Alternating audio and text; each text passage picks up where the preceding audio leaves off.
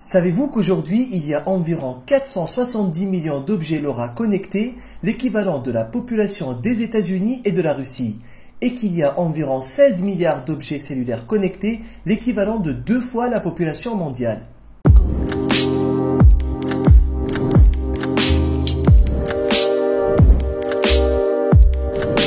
Commençons par la définition de la technologie LoRa.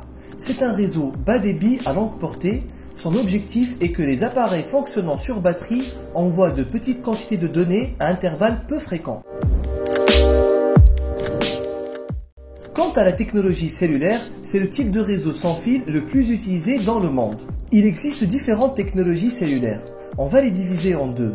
Les réseaux cellulaires conventionnels que vous connaissez, notamment la 2G, 3G, 4G ou 5G, et les réseaux cellulaires IoT tels que le NB-IoT et le LTE-M qui représentent la réponse des opérateurs face à la technologie LoRa. 3 cas pour lesquels choisir la technologie LoRa. Votre solution doit être économe en énergie avec un accès restreint à l'électricité.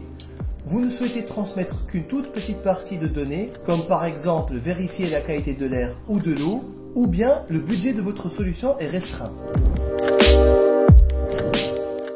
Pour les applications critiques ayant besoin de données en temps réel, la 5G peut être idéale dans ces cas-là. Votre solution a besoin de transmettre une grande quantité d'informations, comme par exemple les flux vidéo, ou bien votre application nécessite une fiabilité de transmission de données.